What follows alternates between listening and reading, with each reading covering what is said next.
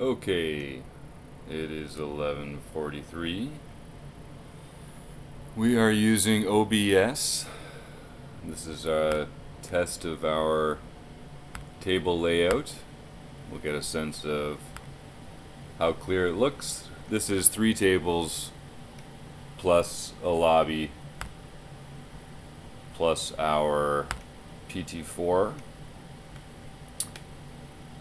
And this I've just put in the middle of the screen here so that we can see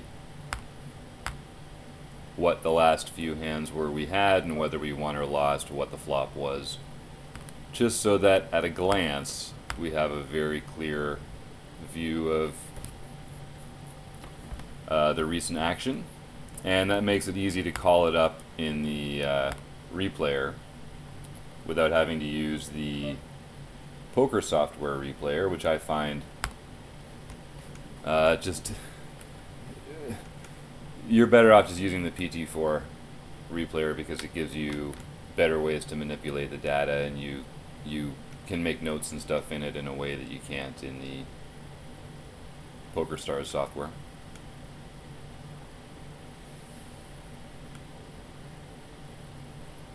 I think this is really too much information, but we're just going to see how it all comes across. All these tournaments will take a break in 10 minutes at 5 minutes to the hour, and so we'll restart the recording on these every hour, and that way we'll end up with a series of files, none of which are longer than an hour.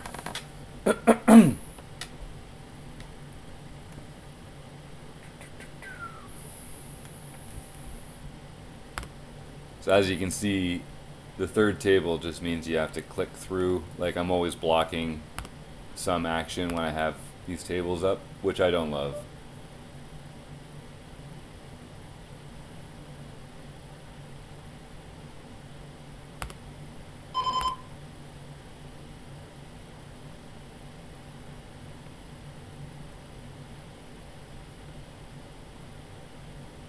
Oof. That's not good. Actually, the call maybe is good. These guys are so deep and I am not.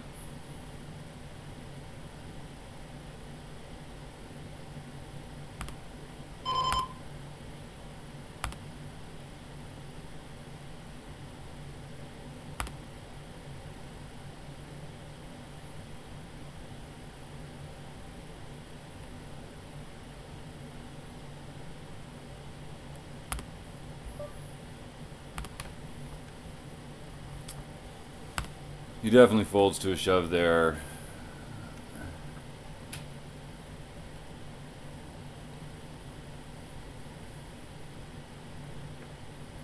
I guess I could have just checked. But I think checking looks just as strong, honestly. Like, if he doesn't have a piece of it, it almost doesn't matter what I bet, I guess.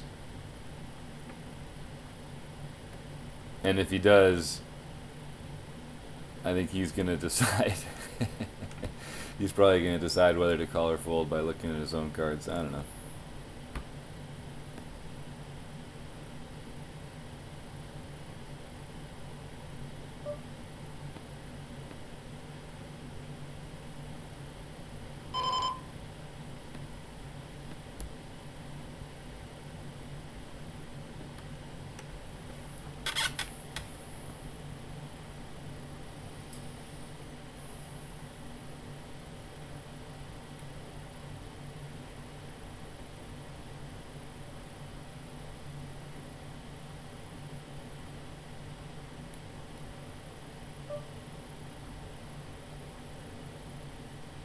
I mean, do you ever fold getting these kind of odds?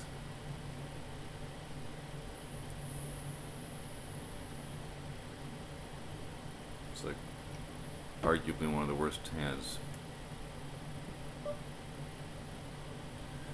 This guy loves putting money in the pot.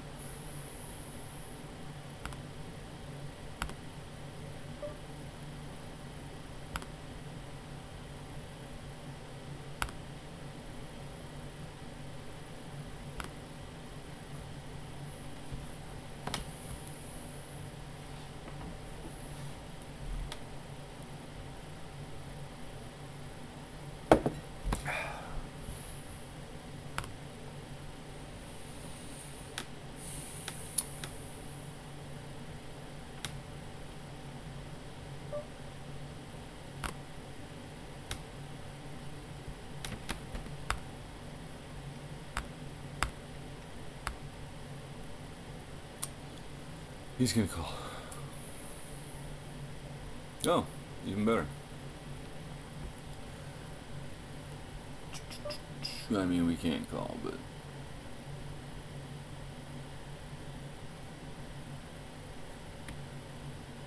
that's okay. Now next time we make that raise size, which is our standard raise size, people will associate it with weak holdings, and our standard raise is actually a lot stronger than that, of course.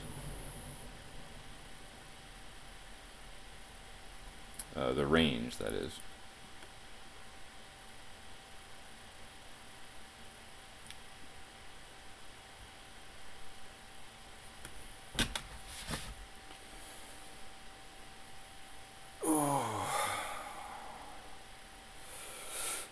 Ugh.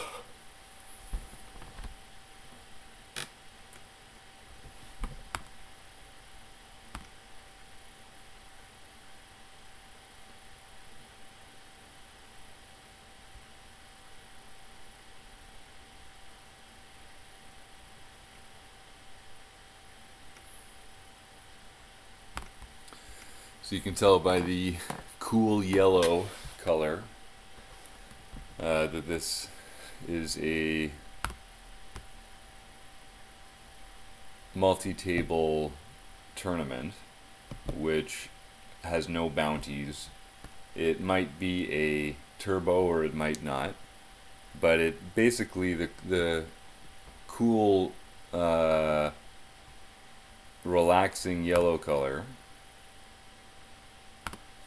is basically meant to tell you to just chill out. There's no incentive to get into the pot. And when we play with bounty tournaments, we have a red background. And again, that's just so that you can, just by looking at the table, you can get a sense of how you should be thinking about the game. You know, obviously in bounty tournaments there's an incentive to take other people out, and so you definitely have circumstances where it is correct to get in light. Whereas in these freeze outs, or I mean, even if they have rebuys, they're still basically, they're just long. The only way to make money in them is by cashing. There's just less of an incentive to get it in. And I think the ranges, particularly of the short stacks, change dramatically. So if you see someone with, say, 8 big blinds shoving in a cool yellow tournament, that is much more likely to be like a rag ace or a bluff, not a value hand. Whereas in a bounty tournament, if you see someone shove with 8 big blinds, like, they know people are going to call them because people want that bounty. So that is much more likely to be a value hand, like a big pair or a strong ace.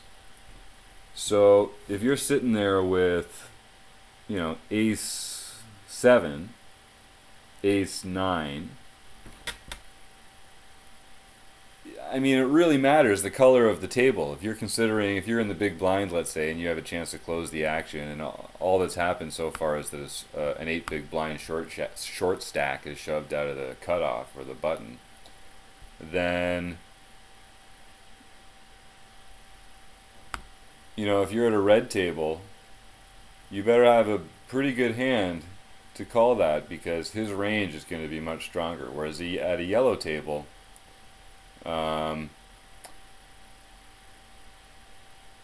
he's more likely to be bluffing. So in a way, you can call down with a lighter range, but also because it's a yellow table, you just have less of an incentive to get it in. So even though you're probably mathematically ahead of his range because it's wider. I'm still not sure it's a plus EV call when you're counting ICM. I guess it would depend on where you were in the tournament. We're about to go on breaks. This will probably be the last hand. How about a generous reshove? Yeah. This is an easy half pot.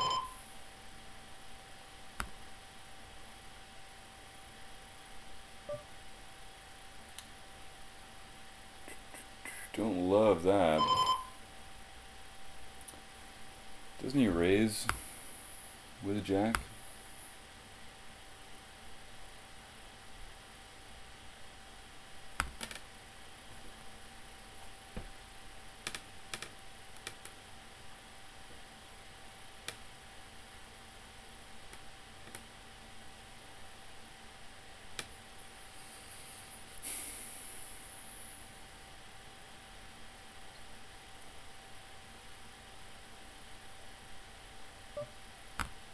Oh man, I hope we don't. I said it out loud, but I hope we don't move tables. I love being to this guy's left. Give me a freaking value hand here.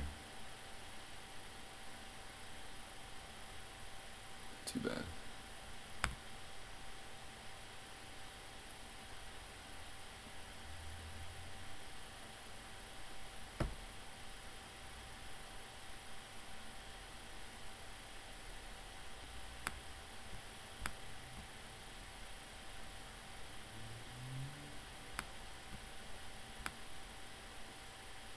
Huh.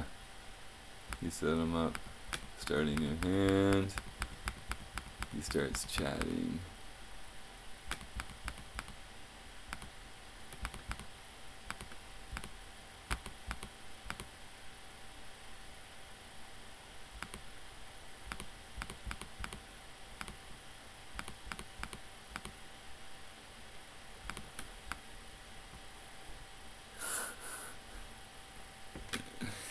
Yeah, that's funny. All right. Let's take a break.